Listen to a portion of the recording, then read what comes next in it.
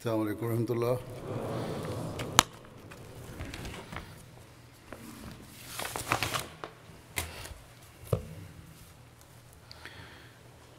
أشهد أن لا إله إلا الله وحده لا شريك له وأشهد أن محمدا عبده ورسوله أما بعد فأعوذ بالله من الشيطان الرجيم بسم الله الرحمن الرحيم الحمد لله رب العالمين الرحمن الرحيم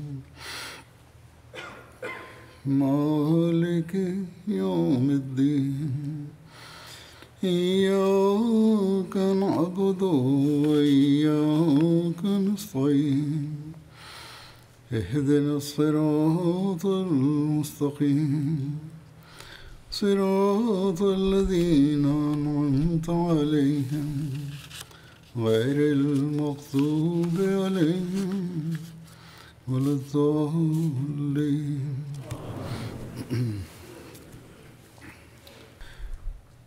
हिजरत के बाद के इब्तदाई हालात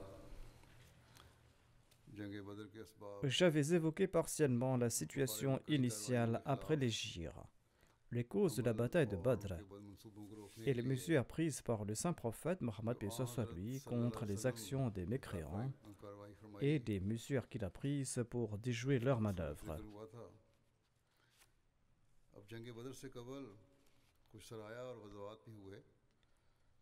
Les musulmans avaient mené des raids et des expéditions avant la bataille de Badr. Je les évoquerai en premier ainsi que les préparatifs des kuffars menant à la bataille de Badr.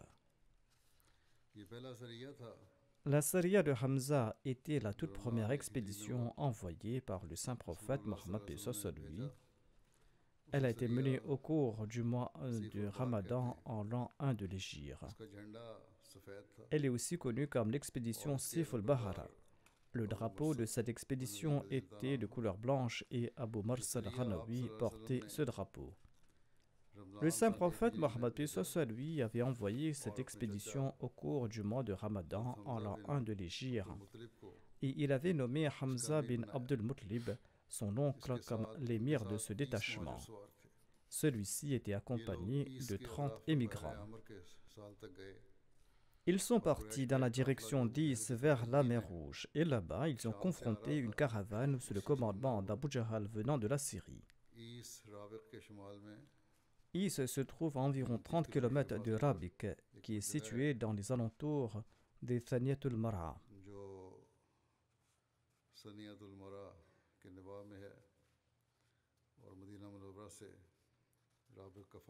Rabik se trouve à environ 240 km de Médine. Il s'y trouvait une source nommée Zanabatul Is, autour de laquelle se trouvait un grand nombre d'acacias, d'où le nom d'Is. Les Banu Sulaym vivaient dans cette région et les caravanes commerciales des Korachites en partance pour la Syrie passaient dans la région.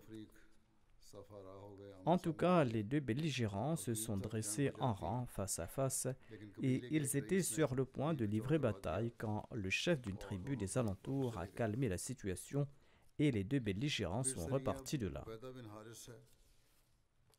Voici les détails concernant la Sariya ou l'expédition d'Ubayda bin al-Harith. Le saint prophète Mohammed lui a envoyé Ubayda bin al-Harith au cours du mois de Shawwal en l'an 1 de l'hégire à la tête de 7 émigrants vers Thaniyatul Mar'a, tout près de Rabiq. Là-bas, ils ont fait face à Abu Sufyan et ses deux cavaliers. Les deux belligérants se sont envoyés des flèches, mais il n'y a pas eu de combat. Saad bin Abi Waqqas était le premier à décocher une flèche parmi les musulmans. C'était la toute première volée de flèches échangée entre les musulmans et les mécréants. Saad était celui qui avait décoché la toute première flèche dans l'histoire de l'islam. Ensuite, les deux belligérants sont retournés dans leurs régions respectives. Thaniyat al-Mura est située à 55 km au nord-ouest de la ville de Rabik et se trouve à 200 km de Médine.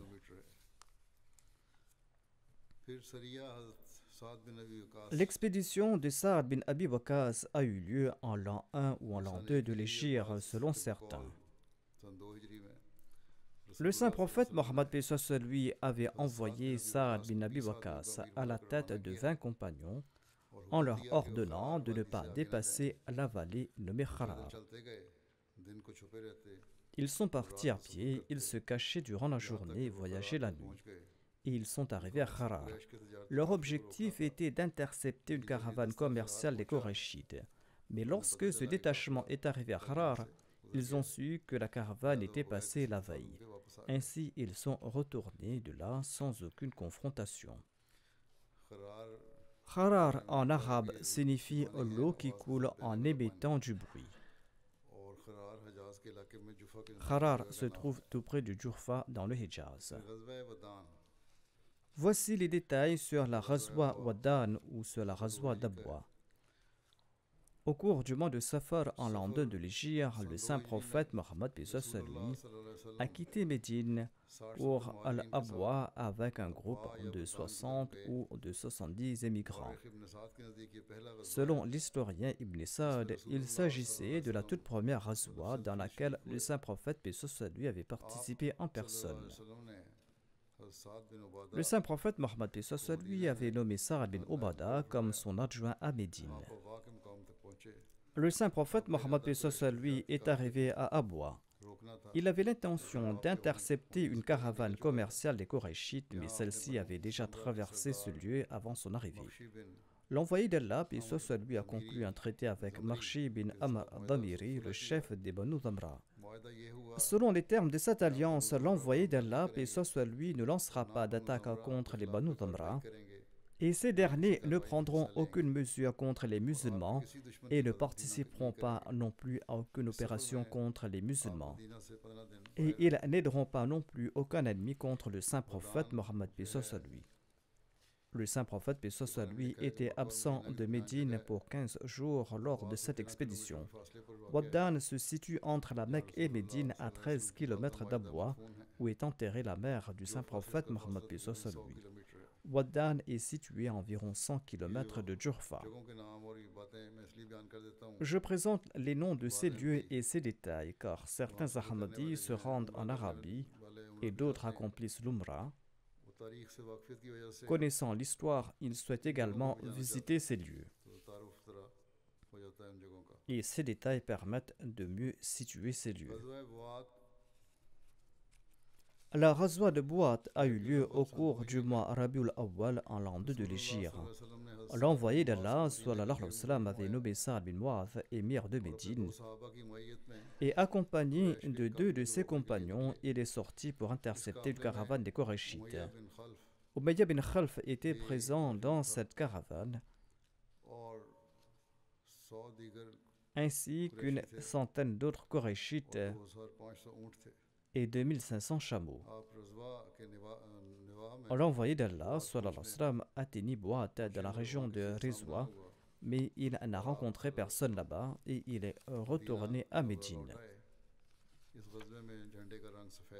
Le drapeau lors de cette expédition était de couleur blanche et ce drapeau était porté par Saad bin Abi Waqqas. Bouat comprend 2 montagnes de la tribu Juhayna situées sur la route entre la Mecque et la Syrie.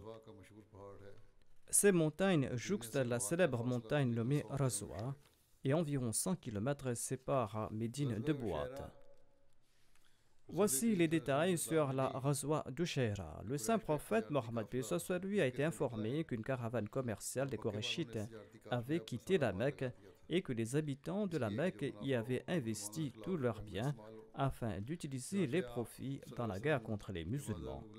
Par conséquent, le saint prophète Mohammed lui a quitté Médine avec 200 ou 250 individus au cours du mois Jamad al-Oula, ou selon un autre récit au cours du mois Jamad al-Thaniya en l'an 2 de l'Hégire.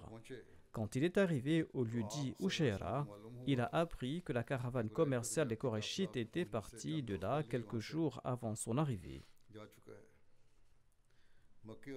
Ushaira est une région entre la Mecque et Médine à proximité de Yenbou, sur le territoire des Banu Mujlij.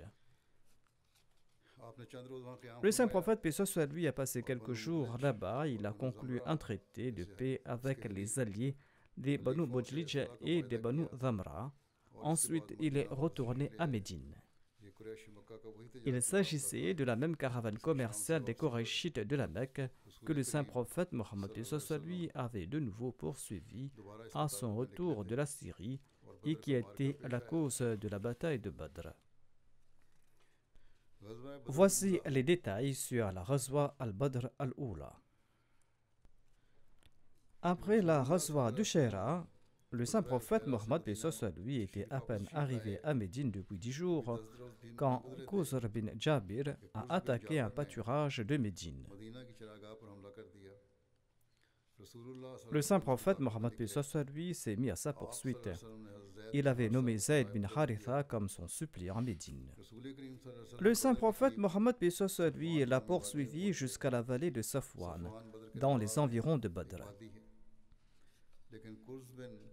Mais Qurs bin Jabir s'était échappé et l'envoyé d'Allah, paix soit lui, n'a pas pu le rattraper.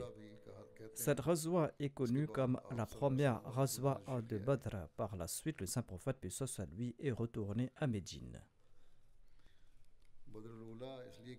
On nomme cette expédition al-Badr al-Oula car l'armée des musulmans avait atteint Safwan du côté de Badr. Ceci est mentionné dans le recueil Sirat al-Halbiya. Voici les détails que présente Hazrat Mirza Bashir Ahmad Saib à propos de Qurs bin Jabir. Il déclare que ce raid de Qurs bin Jabir n'était pas un simple pillage commis par des Bédouins. Il s'était attaqué aux musulmans au nom des Korachites et ce avec un motif particulier. Et il est très probable qu'il soit venu spécifiquement pour attenter à la vie du saint prophète Mohammed lui, mais qu'en raison de la vigilance des musulmans, ces personnes se sont contentées de voler les chameaux des musulmans avant de s'enfuir. Cela démontre également que les Korachites de la Mecque avaient prévu de piller Médine afin de détruire complètement les musulmans. Il convient également de rappeler que les musulmans avaient d'ores et déjà reçu l'autorisation d'accomplir le djihad par l'épée et ils avaient également pris des mesures initiales pour se défendre, mais jusqu'à présent ils n'avaient subi aucune perte de biens ou de vie de la part des Kourachites. Or, ce raid de Qurs bin Jabir avait nui physiquement aux musulmans. En d'autres termes, même après l'acceptation du défi des Korachites, ce sont les mécréants qui ont pratiquement initié la bataille. Voici les détails sur l'expédition d'Abdullah bin Jahash vers Nakhla. Nakhla, qui est une vallée située dans les environs de la Mecque. Au cours du mois de Rajab, le saint prophète Mohammed lui a envoyé Abdullah bin Jahash à la tête de 8 muhajirin. Il n'y avait aucun ansar dans ce détachement. Le saint prophète Mohammed lui leur a remis une lettre en disant ceci: ayant parcouru une distance de 2 jours de Médine dans telle direction, ouvrez la lettre et agissez conformément aux instructions. Mais a-t-il dit au chef de l'expédition que tu ne dois contraindre aucun de tes compagnons à poursuivre cette mission? Après avoir parcouru 2 jours de voyage de Médine, Abdullah a ouvert les instructions du saint prophète, paix soit lui, qui étaient les suivantes: continuez votre voyage et dirigez-vous vers la vallée de Nakhla entre la Mecque et Taïf. Et là-bas, surveillez les mouvements des Korachites et informez-moi à ce propos. Quand Abdullah bin Jahash a lu la lettre, il a dit à ses compagnons que vous devez m'écouter et m'obéir. Le messager d'Allah, paix soit lui, m'a ordonné de me diriger vers Nakhla et de surveiller les activités des Korachites là-bas, afin que je puisse en informer l'envoyé d'Allah, sallallahu alayhi wa sallam. D'ailleurs, il m'a interdit de forcer l'un des vôtres de me suivre. Ainsi donc, celui d'entre vous qui aspire au martyre doit m'accompagner, et celui qui souhaite retourner peut partir. Mais aucun de ses compagnons n'a rebroussé chemin, et ils sont tous partis pour le Hijaz. À un moment donné, au cours du voyage, le chameau de Saad bin Abi Waqqas et de Utba bin Ghazwan s'est perdu. Tous deux sont restés en arrière pour se mettre à la recherche de ce chameau. Et pendant ce temps, Abdullah bin Jahash et le reste de ses compagnons avaient atteint Nakhla. Une caravane des Korachites passait par là, transportant des raisins secs, du cuir et des marchandises des Korachites. Amr bin Hadrami faisait également partie de cette caravane. Lorsque ces Korachites de la Mecque ont vu les musulmans, ils ont pris peur. Ukasha bin Mihsan est apparu devant eux. Il s'était rasé la tête. Les mécréants étaient rassurés de le voir en se disant qu'il n'y a rien à craindre, ces gens vont accomplir l'Umrah. Et les musulmans se sont consultés et ils se sont dit, nous sommes le dernier jour du mois de Rajab. Si nous les combattons et si nous les tuons, ce sera une violation du mois sacré. Mais si nous attendons aujourd'hui, durant la nuit, ils vont atteindre les limites du haram, c'est-à-dire de l'enceinte sacrée de la Kaaba, et ils ne seront plus à notre portée. Finalement, ils se sont tous accordés d'attaquer ce convoi. J'ai présenté des détails en évoquant d'autres compagnons dans le passé. Waqid bin Abdullah Tamimi a tiré sur Amr bin Hadrami avec une flèche et il l'a tué. Et les musulmans ont capturé 2 hommes du convoi, tandis qu'un autre avait réussi à s'échapper. Abdullah bin Jahash a pris les chameaux et les 2 prisonniers et s'est présenté au saint prophète Mohammed lui à Médine. L'envoyé d'Allah sallallahu alayhi wa sallam, lui a dit ceci: je ne t'ai pas ordonné de combattre pendant le mois sacré. Et il a repoussé les chameaux et les 2 prisonniers et il a refusé d'accepter quelque part du butin. D'aucuns disent que le pillage était l'objectif de ces expéditions. Le pillage n'était pas le but de ces expéditions, sinon l'envoyé d'Allah, paix soit lui, l'aurait félicité. Or, en ce cas, l'envoyé d'Allah l'a condamné en disant qu'il avait mal agi. D'autre part, les Korachites ont également fait du bruit que les musulmans avaient violé le mois sacré. Amr bin Hadrami, celui qui a été tué, était un chef et il était également un allié d'Utba bin Rabia, un autre chef de la Mecque. C'est pour cette raison que cet incident a enflammé la colère des Korachites et ils ont commencé à se préparer à attaquer Médine avec une plus grande furie. Ainsi, la bataille de Badr était principalement le résultat de cette préparation et de cette inimitié des Korachites. En somme, il y a eu beaucoup de discussions entre les musulmans et les koufars à propos de cet incident et finalement, un verset du Saint-Coran était révélé à ce propos, consolant ainsi les musulmans. Allah déclare dans ce verset: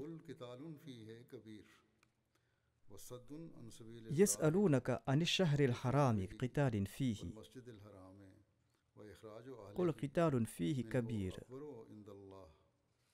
وصد عن سبيل الله وكفر به والمسجد الحرام وإخراج أهله منه أكبر عند الله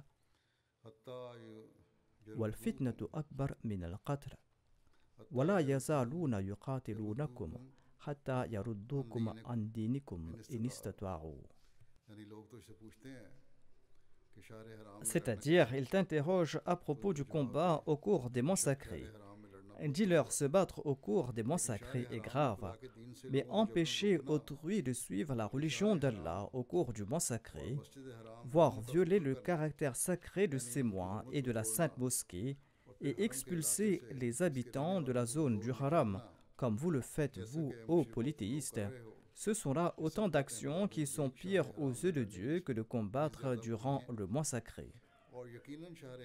Et fomenter les troubles dans le pays au cours des mois sacrés est pire que le meurtre commis pour arrêter ces mots. Ô musulmans, l'inimitié des koufars à votre endroit les a tant aveuglés qu'ils sont prêts à vous combattre en tout lieu et à tout moment. Et ils ne cesseront de vous combattre jusqu'à ce qu'ils vous aient détourné de votre religion s'ils peuvent le faire. En tout cas, Allah savait que les mécréants tenteront de détourner les musulmans de leur religion. Et Allah n'a exprimé aucun mécontentement à l'égard de cette action d'Abdullah bin Jahash. Selon l'histoire, les chefs des Koraïchites menaient leur propagande sanguinaire même au cours des mois sacrés. Voire, ils étaient encore plus actifs dans leurs desseins maléfiques au cours de ces mois, profitant des rassemblements et des voyages qui y avaient lieu. En outre, de manière éhontée, et afin de se satisfaire, ils réarrangeaient l'ordre de ces mois sacrés, une pratique connue sous le nom de Nassi. Par conséquent, il est tout naturel que les musulmans aient trouvé réconfort dans cette réponse venant de la part de Dieu. Et les Koraïchites se sont également calmés. Pendant ce temps, 2 de leurs hommes sont arrivés à Médine pour faire libérer leurs 2 captifs. Cependant, Saad bin Abi Waqqas et Utba n'étaient pas encore retournés à Médine. Et le saint prophète Mohammed lui craignait qu'ils étaient tombés entre les mains des Koraïchites. Et s'ils étaient tombés entre les mains des Koraïchites, ces derniers allaient les tuer. C'est pour cette raison que le saint prophète lui a refusé de libérer les captifs jusqu'à leur retour. Il a déclaré que lorsque mes compagnons vont retourner sains et saufs à Médine, c'est là que je vais relâcher vos prisonniers. Par conséquent, lorsqu'ils sont retournés à Médine, l'envoyé d'Allah, paix soit sur lui, a libéré les 2 captifs contre rançon. Voici les détails sur la bataille dite Al-Badr al-Kubra. Le Saint-Coran décrit cette bataille comme le jour d'Al-Furqan, ou le jour de la distinction. Le premier calife de la communauté Ahmadiyya commente à ce sujet en disant que le Furqan du Saint-Prophète, paix soit sur lui, était le jour de la bataille de Badr, bataille au cours de laquelle les plus puissants des opposants ont été tués et les musulmans ont remporté la victoire. Le premier calife de la communauté Ahmadiyya explique le sens du mot Al-Furqan en ces termes. Il déclare du Saint-Coran, j'ai déduit que Furqan est le nom de la victoire qui brise l'échine de l'ennemi. Et il s'agissait du jour d'Al-Badr. Cette bataille est aussi appelée Badr al-Thaniya ou Badr al-Kubra ou Badr al-Usma ou Badr al-Kital. L'envoyé d'Allah, puis lui avait reçu la nouvelle qu'Abu Sufyan revenait de la Syrie avec une caravane commerciale des Koraïchites, une caravane qui comprenait 1 millier de chameaux. Un énorme capital des Koraïchites a été investi dans cette caravane commerciale. Et celui qui possédait ne serait-ce qu'une once d'or avait investi cet or dans cette caravane. On dit que les Koraïchites y avaient investi une somme faramineuse. 30 à 40 hommes, ou selon un autre récit, 70 hommes accompagnaient cette caravane. Il s'agissait du même convoi que le saint prophète Mohammed lui souhaitait intercepter auparavant quand il est arrivé à Ushaira, mais la caravane était déjà partie vers la Syrie. L'envoyé d'Allah, lui, a quitté Médine au cours du mois Jamadul Oula ou au cours du mois Jamadul Akhira en l'an 2 de l'Hégire. Quand l'envoyé d'Allah a reçu la nouvelle du retour de cette caravane, il a invité les musulmans à l'accompagner, disant qu'il s'agissait d'une caravane commerciale des Koraïchites portant leurs marchandises. Sortez, peut-être qu'Allah vous récompensera par du butin. Ceux qui cherchent des occasions pour lancer des critiques ou ceux qui sont moins informés objectent qu'arrivés à Médine, les musulmans auraient lancé une campagne de pillage et ils citent comme exemple la poursuite de cette caravane. Cette conclusion n'est qu'ignorance et méprise de leur part et le résultat de leur méconnaissance des conditions de guerre de l'époque. L'interception de cette caravane commerciale des Koraïchites n'était pas une question répréhensible. Dans son ouvrage Sirat Khatamun Nabiyyin, Hazrat Mirza Bashir Ahmad Sahib explique ceci en détail. Il déclare: intercepter cette caravane n'était pas une action répréhensible, car tout d'abord, ce convoi que visaient les musulmans en particulier était des plus exceptionnels. Chaque homme et chaque femme parmi les Koraïchites y détenaient des parts. Cela démontre que les chefs des Koraïchites avaient peut-être décidé qu'ils dépenseraient le bénéfice de ce commerce dans leur guerre contre les musulmans. Et l'histoire prouve d'ailleurs que ces profits ont été utilisés pour financer la bataille d'Uhud. Par conséquent, l'interception de cette caravane faisait partie de la stratégie militaire du saint prophète Mohammed lui.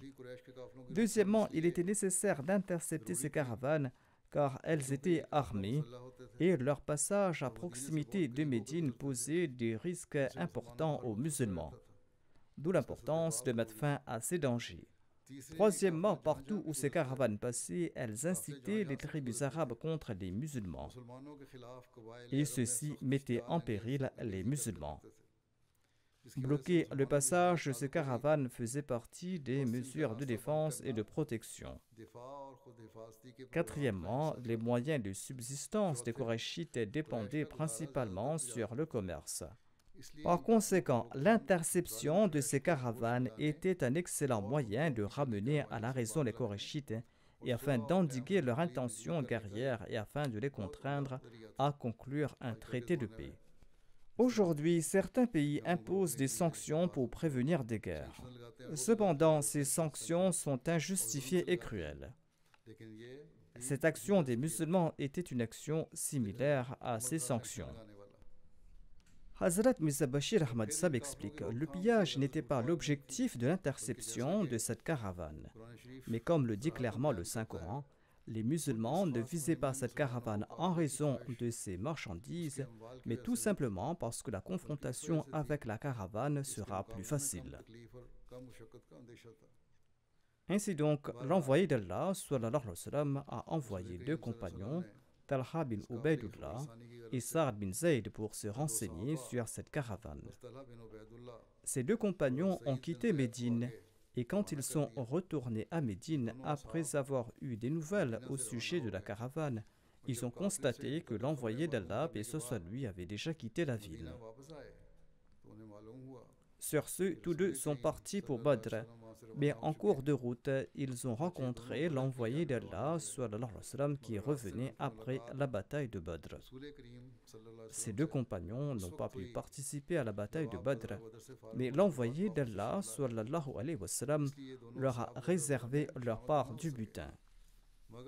D'autre part, les espions d'Abu Sufyan l'ont informé que l'envoyé d'Allah sallallahu alayhi wa sallam était parti avec ses compagnons pour attaquer sa caravane commerciale. On dit aussi qu'Abu Sufyan a rencontré un homme qui l'a informé que l'envoyé d'Allah sallallahu alayhi wa sallam voulait bloquer le chemin de cette caravane depuis le tout début et qu'il attendait le retour de cette caravane. Abu Sufyan était terrifié d'entendre cette nouvelle. Et contre un paiement, il a envoyé un homme nommé Damdam bin Amr Ghafari à la Mecque pour informer les habitants de la Mecque que Mohammed sallallahu alayhi wa sallam avait l'intention d'attaquer leur caravane avec ses compagnons.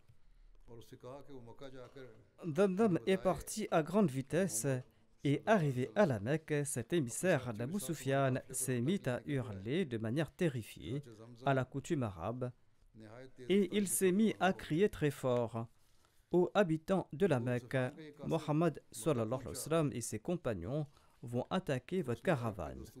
Partez et sauvez votre caravane. S'étant renseigné, Abu Sufyan, quant à lui, a continué son voyage habilement pour se protéger des musulmans. Et arrivé au puits de Badr, il a demandé à quelqu'un s'il avait vu des voyageurs passer par là. Cette personne l'a informé que deux personnes sont passées par là. Ils avaient attelé leurs chameaux tout près d'une colline et ils sont partis avec de l'eau. Abu Sufyan est parti à l'endroit indiqué et là-bas il a trouvé des excréments de chameaux. Il a pris un de ces excréments et l'a brisé. Il y avait des noyaux de dattes qui en sont sortis et il s'est exclamé: Il s'agit de la nourriture des chameaux des gens de Yathrab, et il a compris que des gens de Médine étaient proches de lui. Ainsi, il est retourné rapidement vers sa caravane et il a écarté ses compagnons de la route habituelle pour longer la côte. Et ainsi, il a dépassé rapidement Badr pour avancer.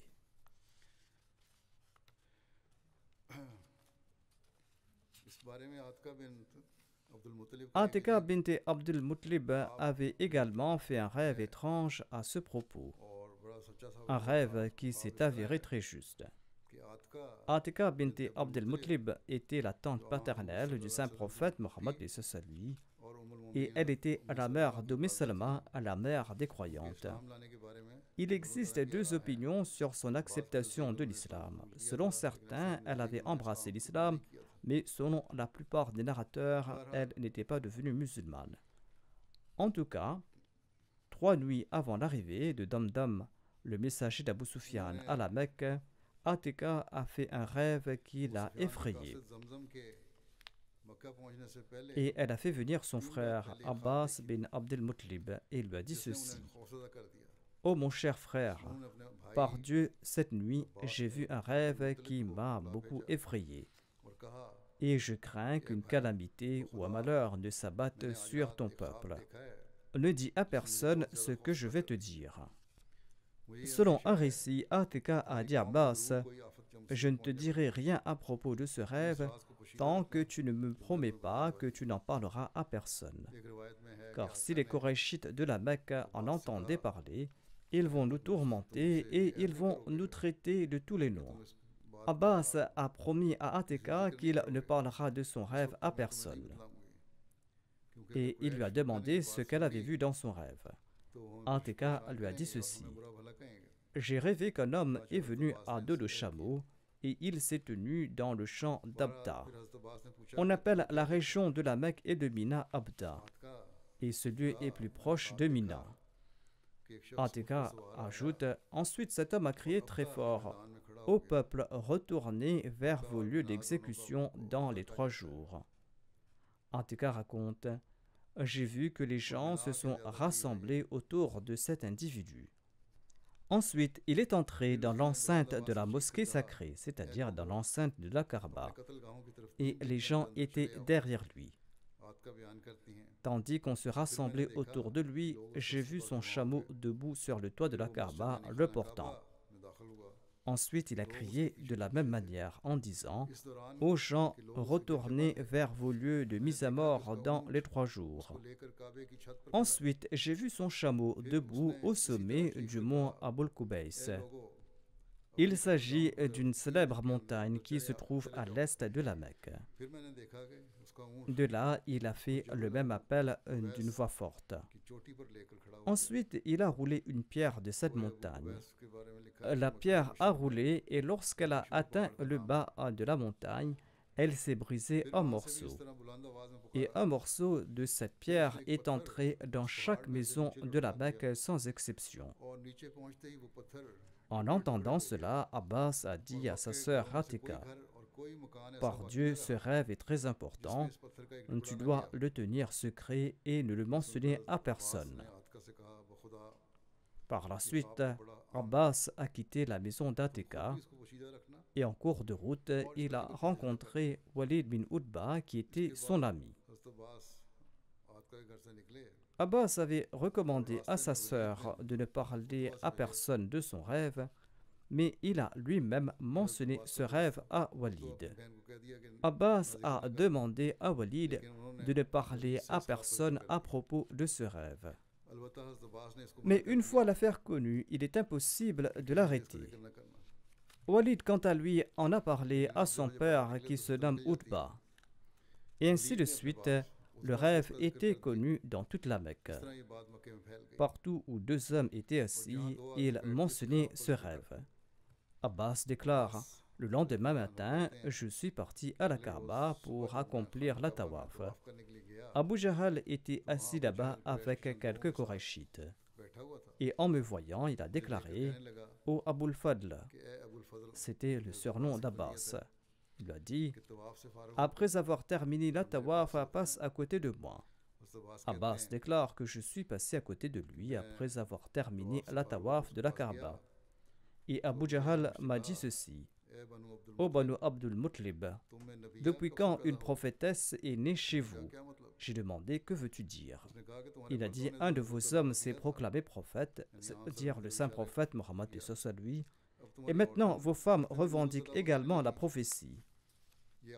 Quel est ce rêve qu'Atika a vu? Abbas a répliqué: quel rêve a-t-elle vu? Abu Jahl a déclaré: elle a dit qu'elle a vu un homme venir sur un chameau et qu'il a lancé un appel. Ensuite, il a roulé une pierre de la montagne. En somme, Abu Jahl a relaté tout le rêve. Ensuite, Abu Jahl a déclaré: nous attendrons 3 jours. Si cet événement a lieu à la manière de ce rêve, tout ira bien. Sinon, nous écrirons une annonce et nous l'accrocherons sur la Kaaba, notamment que vous, les Banu Abdul Muttalib, vous êtes les plus grands menteurs de toute l'Arabie. Abbas déclare: par Dieu tout impuissant, j'ai dû nier ce rêve. Je lui ai dit qu'Atika n'a vu aucun rêve de ce genre et j'ai nié donc le fait qu'Atika avait vu ce rêve. Ensuite, nous sommes partis de là. Et le soir, quand je suis rentré chez moi, toutes les femmes des Banu Abdul Muttalib sont venues me voir et m'ont dit ceci: cette infâme Abu Jahl avait l'habitude d'accuser vos hommes et tu l'as toléré. Maintenant, il insulte vos femmes et tu l'écoutes en silence et tu n'as même pas répondu à ses bêtises. Où est passé ton sens de l'honneur? Ainsi donc, les femmes de la famille ont attisé sa colère. Abbas ajoute: j'ai dit, par Dieu, je vais passer à l'action. Selon moi, je n'avais pas commis de plus grande erreur. Par là, j'irai vers lui, et s'il répète les mêmes propos, je m'en prendrai à lui, et je redresserai ce tort en votre nom.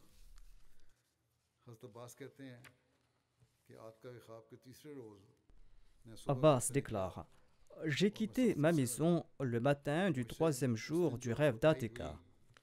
J'étais très en colère en raison de ma négligence de la dernière fois. Et quand je suis entré dans l'enceinte de la mosquée sacrée, c'est-à-dire de la Kaaba, j'ai vu Abu Jahl. Il avait une langue acérée. Par Dieu, je me suis dirigé vers lui pour qu'il répète les mêmes propos d'avant, afin que je lui règle son compte. Mais j'ai vu qu'Abu Jahl courait vers la porte de la Kaaba. Je me suis dit: qu'est-ce qui lui est arrivé? S'enfuit-il parce qu'il a peur que je le maltraite? Mais en effet, Abu Jahl avait entendu le cri de Damdam bin Amr Ghafari, voix que je n'avais pas entendue.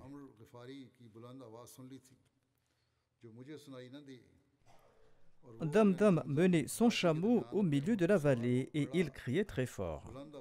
Il avait coupé le nez et les oreilles de son chameau et il avait retourné sa selle et il avait déchiré sa chemise et il criait très fort: la caravane, c'est-à-dire sauvez votre caravane qui est chargée de vos marchandises, caravane qui vient avec Abu Sufyan. Mohammed sallallahu alayhi wa sallam et ses compagnons ont marché pour attaquer cette caravane.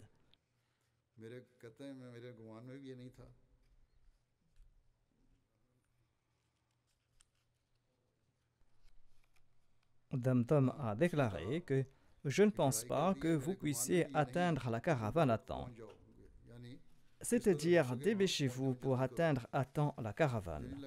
Mais je ne pense pas que vous pourrez atteindre la caravane à temps pour l'aider. Abbas déclare: ce nouvel incident nous a tellement distraits que Abu Jahl et moi avons oublié notre affaire. Selon les récits, lorsque les Korachites de la Mecque ont entendu l'appel de Damdam, ils étaient furieux et ils ont commencé à inciter les autres à se préparer à la guerre. Ils ont dit: Mohammed sallallahu alayhi wa sallam et ses compagnons croient-ils qu'ils vont confronter une caravane commerciale à l'instar de celle de Ibn Hadrami? Certainement pas. Par Dieu, ils vont découvrir qu'il n'en est rien. J'ai déjà mentionné la caravane d'Amr bin Hadrami et comment les musulmans l'avaient tué, en évoquant la Saria d'Abdullah bin Jarash. Les musulmans avaient tué facilement Ibn Hadrami et avaient pris ses biens. En tout cas, les Koraïchites de la Mecque ont commencé à se préparer à livrer bataille. Chacun participait en personne à cette bataille ou envoyait quelqu'un d'autre à sa place, à ses propres frais. Un de leurs chefs a déclaré: permettrez-vous à Mohammed sallallahu alayhi wa sallam, à ses compagnons sabéens et les habitants de Yathrib de piller vos richesses? Je suis prêt à aider celui qui a besoin d'argent. Je suis prêt à aider celui qui a besoin d'aliments et de provisions. Certains offraient 200, d'autres 300, d'autres 500 dinars en disant: usez-en comme bon il vous semble. Certains offraient 20 chameaux pour la bataille, certains se chargeaient de supporter les dépenses des familles des combattants. Celui qui ne pouvait pas combattre envoyait quelqu'un d'autre à sa place à ses propres frais. Ainsi, en 2 ou 3 jours, les préparatifs de la guerre étaient achevés. Il faut aussi se rappeler que Damdam avait annoncé qu'il fallait partir sur le champ. Ils se sont bien préparés pendant 2 ou 3 jours. Et ces préparatifs démontrent que les infidèles de la Mecque cherchaient un prétexte pour livrer bataille aux musulmans.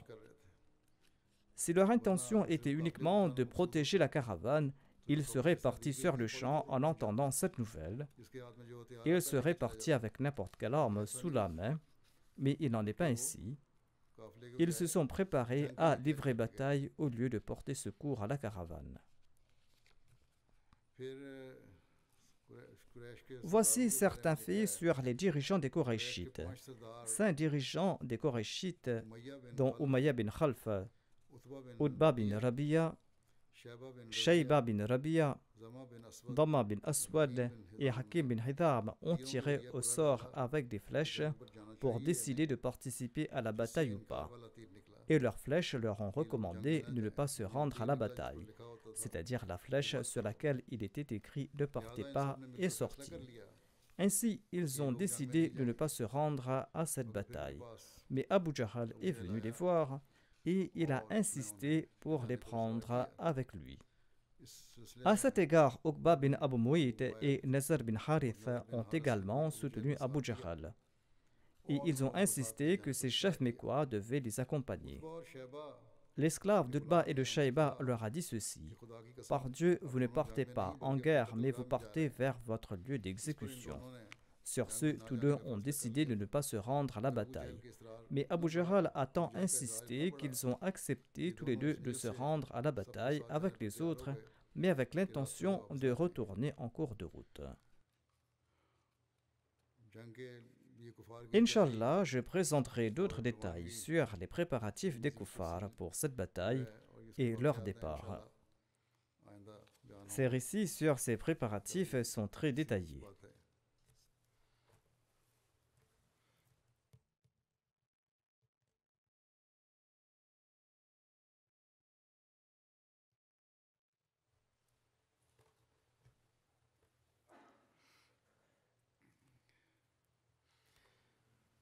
Alhamdulillah,